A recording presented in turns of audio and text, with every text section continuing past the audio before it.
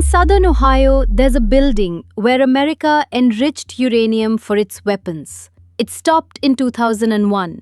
Now it's being turned into the most expensive computer ever built. And last week, the company selling the computer offered to co-sign the loan. That sounds like a detail for bankers.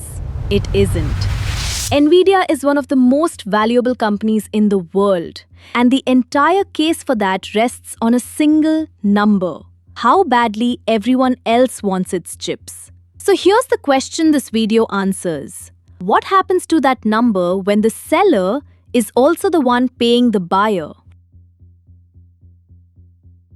Start with a picture you already have. A chip company makes chips. Other companies want them badly enough to queue.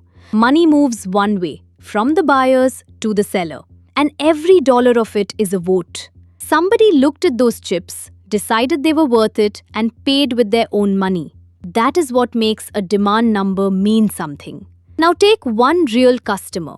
CoreWeave rents out computing power, and it is one of the largest buyers of Nvidia hardware on earth. In its annual report filed in March, it says every single GPU in its infrastructure is an Nvidia GPU.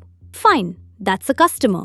But keep reading the same document. In January, Nvidia bought $2 billion of CoreWeave stock. So Nvidia is a shareholder too.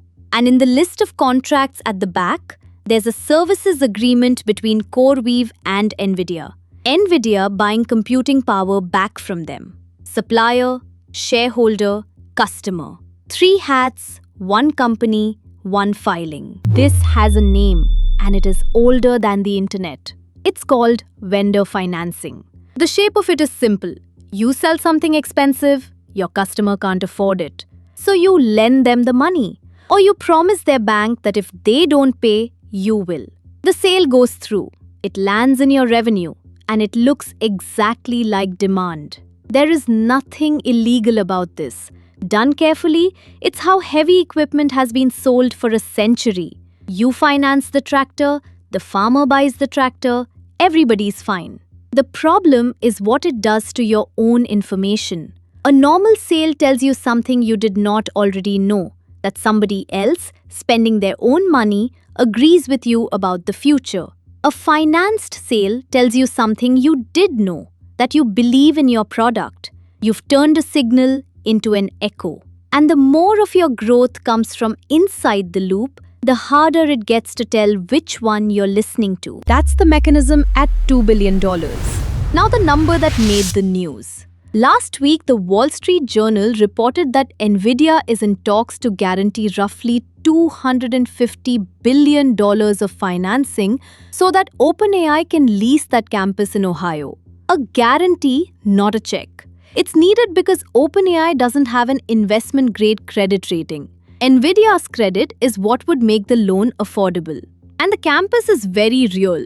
3,700 acres in Pike County, where the United States enriched uranium for warheads and submarine reactors. SoftBank broke ground in March. At full build, it's 10 gigawatts, roughly 10 nuclear reactors worth of electricity for one computing site. They are building over 9 gigawatts of new gas generation just to feed it. The first phase alone is $30 to $40 billion. And the credit standing behind it, if these stocks close, would be Nvidia's. Here's the part that should make you sit up. We have run this experiment before, and we have the receipts. In October 1998, Lucent Technologies, the company that inherited Bell Labs, agreed to build a wireless network for a company called Winstar. In the same filing, Lucent gave Winstar a credit line of up to $2 billion to pay for it. Lucent was lending Winstar the money to buy Lucent's equipment. And it wasn't a one-off. By September 2000, Lucent's own accounts show $8.1 billion of credit commitments and debt guarantees to its customers.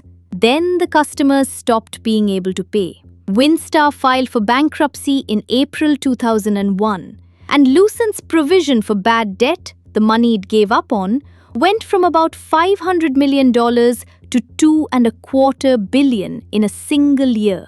The demand had been real enough. It had just belonged to Lucent all along. So, what do you do with this? Not panic. The mechanism isn't fraud and it isn't proof of anything.